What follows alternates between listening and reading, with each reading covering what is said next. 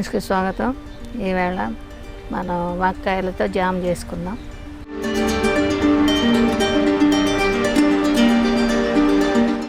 వాక్కాయలు కోసుకుందామండి.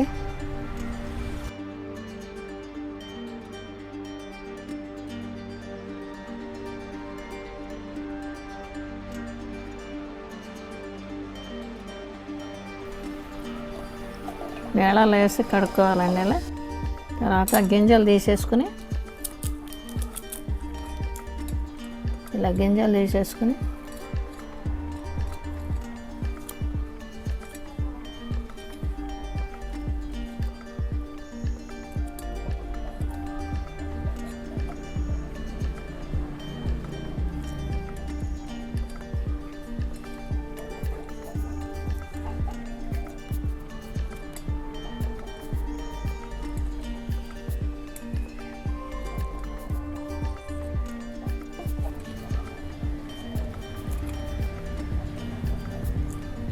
దీంట్లోనే గింజలు 4-5 ఉంటున్నాయండి. ఇవన్నీ తీసేయాలి. ఇట్లా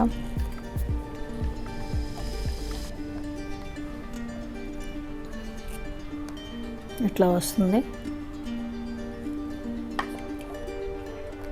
అన్నీ ఇలాగే తీసుకోవాలండి. ఈ వాక్కాయలండి 1/2 కేజీ తీసుకున్నాను. ఈ గింజలు తీసి నీళ్ళల్లో వేసి పెట్టుకున్నాను. చక్కెర 700 గ్రాములు, యాలక పొడి 1/2 టీ స్పూన్. దీంట్లో ఒక 1/2 లీటర్ నీళ్ళు పోసుకుందామండి.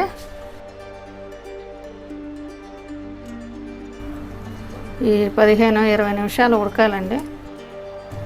మళ్ళీ అప్పుడప్పుడు 20 నిమిషాల్లో 4-5 సార్లు చూసుకుంటే ఇట్లా కలుపుకుంటూ ఉండాలండి. మినిమం 15 నిమిషాలైనా పడుతుంది. ఉడికించుకోవాలి. మూత పెట్టి ఉంచుకుందాం.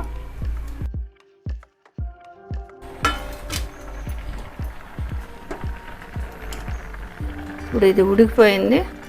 మనం వడగట్టుకుందాం. 15 నిమిషాలు పట్టింది. ఇటువంటి గరిటె మీ దగ్గర పెద్దది ఉంటే దీంట్లో చేసుకోవచ్చండి. నా దగ్గర లేదు కనుక నేను వస్త్రంలో చేసుకుంటున్నాను. ఈ వస్త్రంలో వస్త్రకాయం పెడతాను. ఇట్లా వేసి నీరంతా ఫస్ట్ దిగిపోతుంది.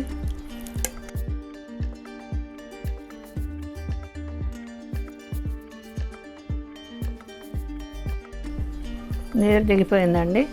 ఇప్పుడు ఈ ముక్కలన్నీ మిక్సీ చేసుకుందాం మెత్తగా. మిక్సీలో వేసుకుందాం. ఈ ముక్కలు మెత్తగా పేస్ట్ లాగా చేసుకుని మళ్ళీ ఇట్లాగే వస్త్రంలో వస్త్రకాయం పట్టుకోవాలి.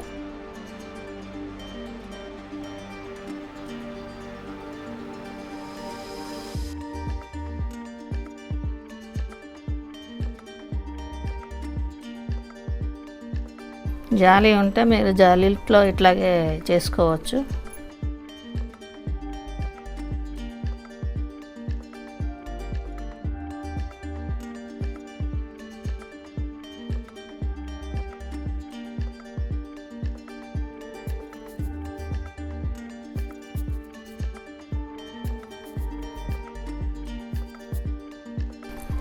ఇది ఇక తీసేయటమేనండి పిప్పి.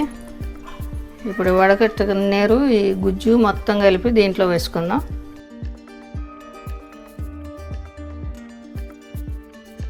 చక్కెర కూడా దీంట్లో వేసేసుకుందామండి.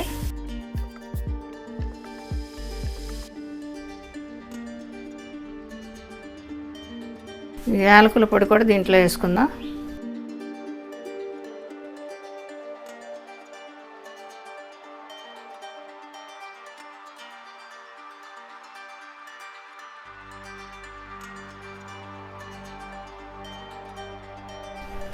జారుడుగా ఉంది. బాగా థిక్ అయ్యేదాకా పెట్టుకోవాలి.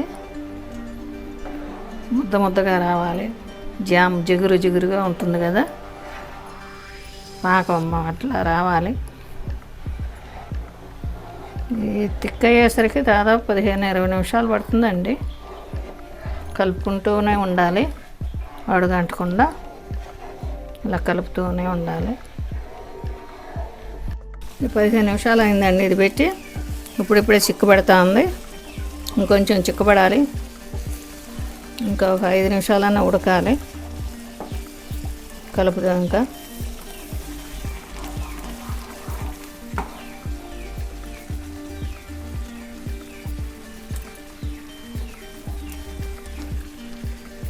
ఇది వచ్చేసినట్టేనండి, జారతలేదు, గడ్డకు వచ్చేసినట్టే. జాము రెడీ అయినట్టే. ఇట్లా జారకపోతే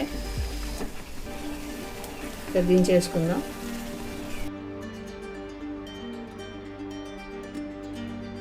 దించి ఆరబెట్టుకుందాం అండి. ఇక వాక్కాయల జామ్ రెడీ అండి. ఇది ఒరిజినల్ కలర్ అండి, దీంట్లో ఏ రంగు కలపలేదు. మీకు రంగు కావాలంటే ఫుడ్ కలర్ కూడా కలుపుకోవచ్చు.